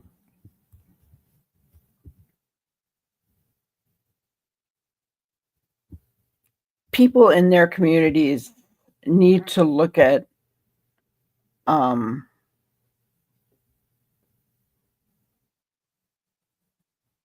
what how is CPS working in your county, right? How and take action there. Everybody needs, excuse me, I need a drink here. Losing my voice with these allergies. Everybody needs to, because I'm going to tell you something. This county right here, this Sumner County, they won't even listen to you if you're not from that county. They don't take anything that you have to say seriously. Nothing. And they have said so.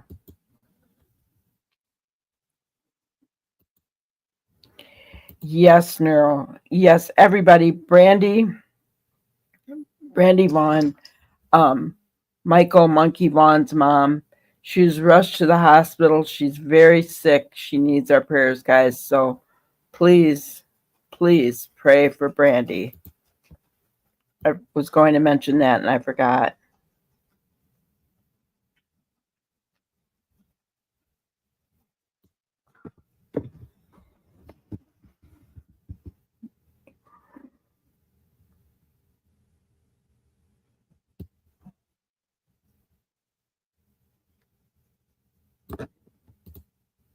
I'm not sure how the RCMP can sit comfortably with all the information that the media ran with.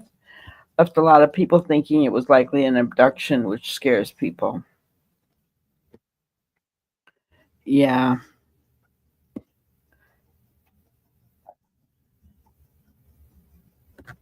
Yeah.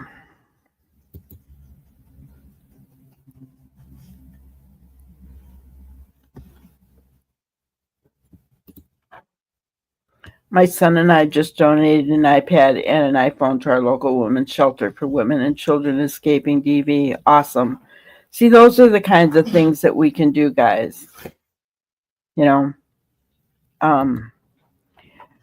Any change on CPS has to start in your area. because it's everywhere, guys. And what's to say that someone in your county, some little baby, goes missing tomorrow? Look, it happens. Emmanuel. So, yes, having a missing child affects the family mentally and physically. Absolutely. Absolutely. It's horrific. It's horrific. It's horrible.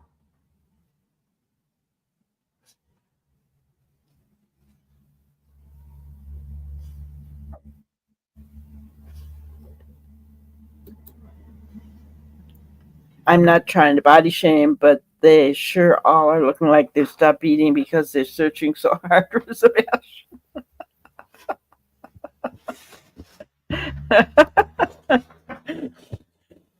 Whatever happened to the boys in blue used to be fit? I mean, didn't they have to do physicals before they, let's go?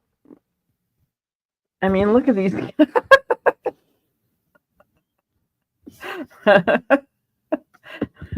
Didn't they have to used to do physicals because their job is physically demanding?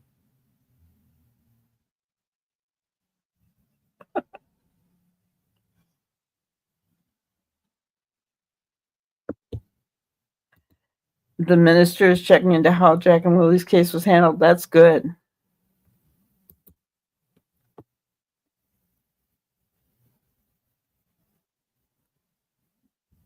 Well, hello, Lainey. Welcome in. We're happy to have you. Thank you for joining us.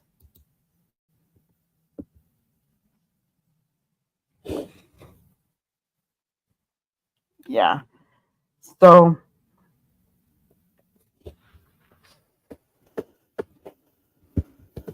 exactly.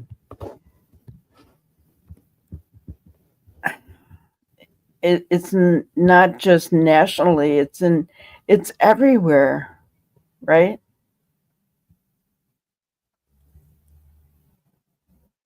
Yeah. Police officers are losing officers on a daily basis due to retirement, mental health, and think about it, guys. Osprey brings up a good point. Um, they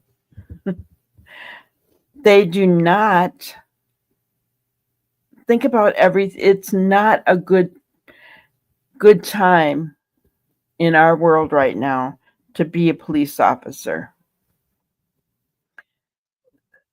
They're hated because of those corrupt ones, like we see on screen here, right? It's not a good day and age. Um, you know, my son-in-law retired early. I mean, well, he didn't. He had enough years in to be able to retire with the police force. But I mean, he's in his 40s, late 40s, right? So that's young to retire. Why do you think he did? He was in San Francisco when those riots broke out. He had things thrown at him. He was spit in his face. You know,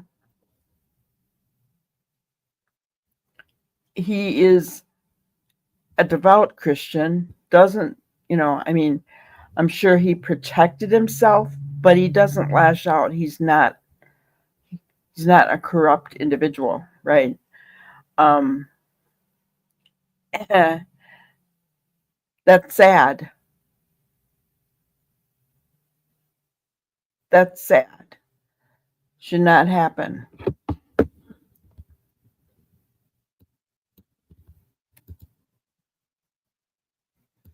And that's one of the reasons why, even though I know it's not a popular stand, I back the blue because we need them.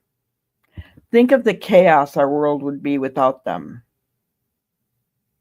We need those who are decent young men willing to put their lives on the line, the things that they have to see on a daily basis. I can't even imagine.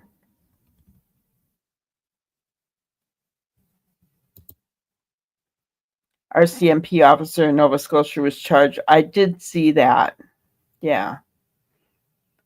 You're going to find them everywhere, guys. It doesn't matter where they are.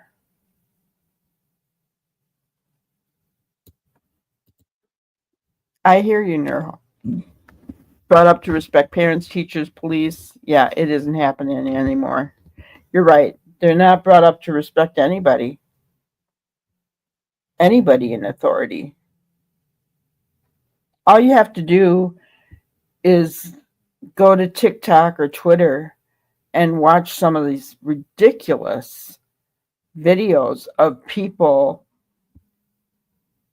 going off on police. It blows my mind. I usually just scroll right on past because it makes me angry. Honestly, guys, we could sit all day responding to people being idiots on social media.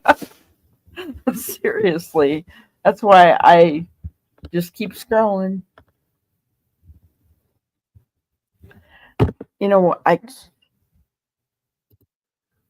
I cannot look at that man. I'm sorry. I can't.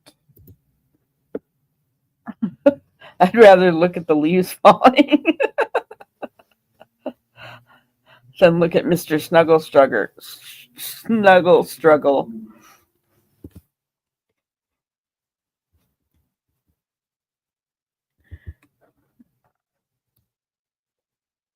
But yeah, every day, I'm sure, they say that most of Tennessee police force is corrupt. That doesn't surprise me at all. And that's really sad if you think about it. It's really sad. But there it is. All right. My grannyism for today is don't be pushed around by the fears in your mind. Be led by the dreams in your heart.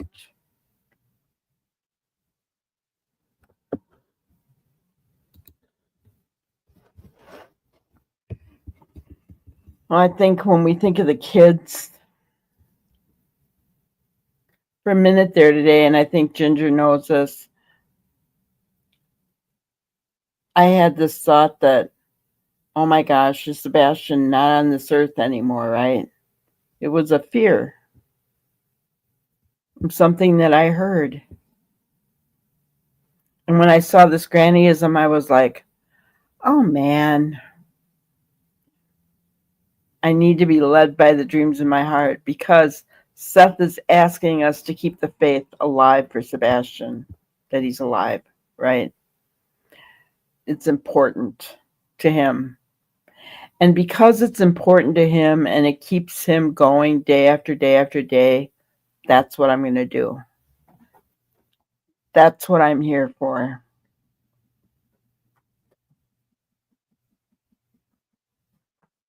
I'm a firm believer that even if he doesn't see this, he doesn't hear what I just said, he'll feel it from my prayers, right? Positive thoughts.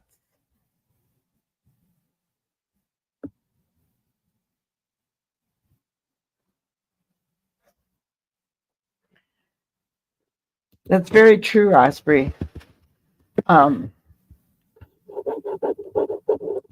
Didn't Minneapolis is like that, right? They wanted to defund, or did they defund their police department?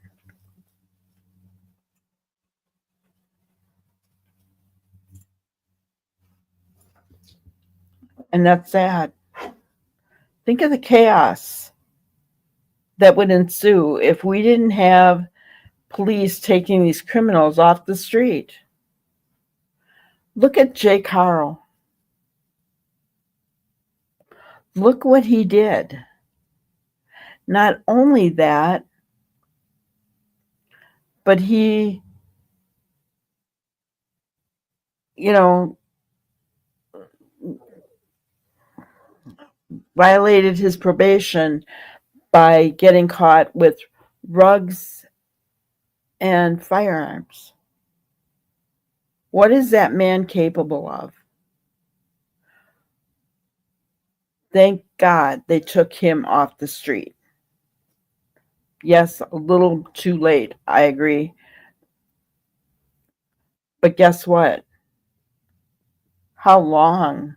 How long is he going to get? Because California is soft on crime.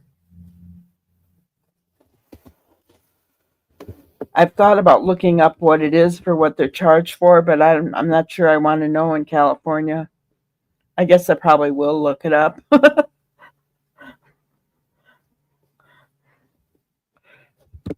It'd probably make me mad, though.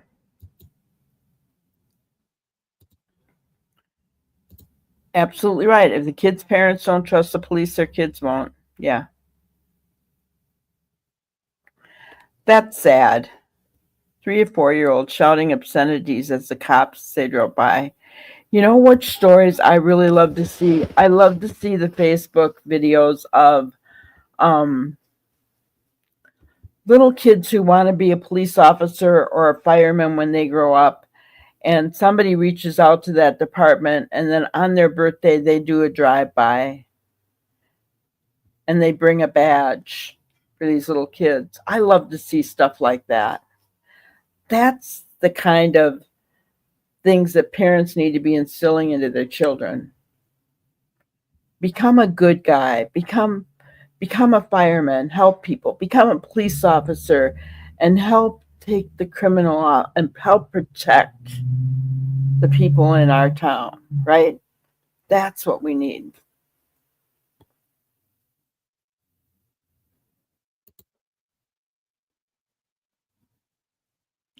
Yeah. Yep. It is true.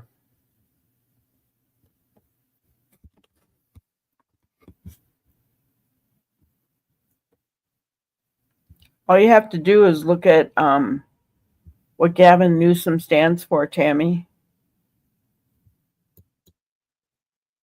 He actually elected those judges who are soft on crime.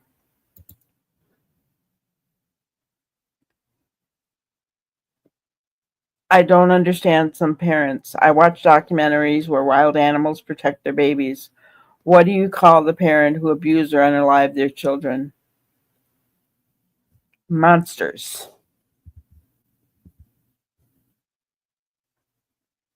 Piranha. Don't fish eat their own babies? Piranha. I'm right there with you, Sharon. I agree. Right there with you.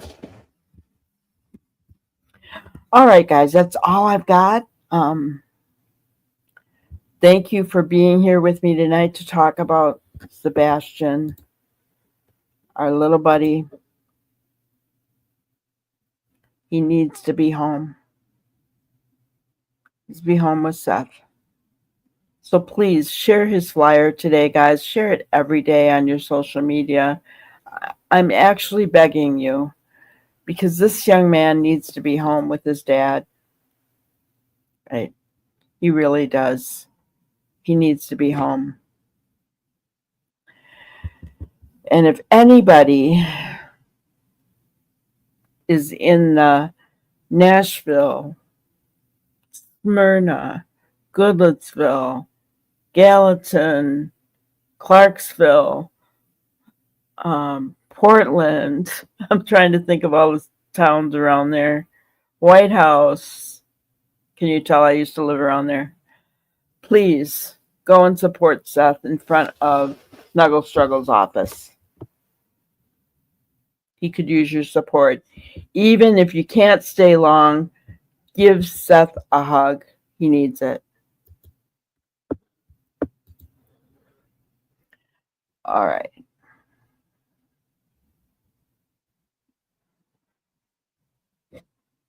Can I invite KK on and talk some sense? I don't know who you're talking about, Neuro.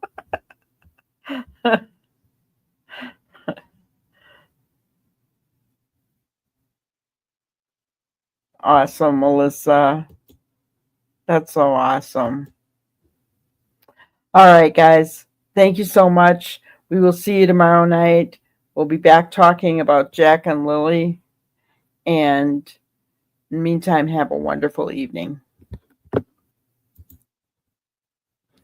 Wait a minute, Neuro. No. I know who you're talking. You're talking about Katie Proudfoot, aren't you? No, I will not talk to her. Absolutely not. I said I don't talk to parents on the show. It would not be a good thing anyway. I'm going to leave it there. Have a great night, everybody. Thank you for watching another episode of Granny's Crime Busters. We really appreciate each and every one of you. Don't forget to subscribe and like and even share the content. You can follow us on any of our other social media platforms at YouTube, Twitter, Instagram, Facebook, and TikTok. We really appreciate you guys, and you can also email us at granniescrimebusters@gmail.com. Thank you so much, and we will see you on the next one. Thanks, guys.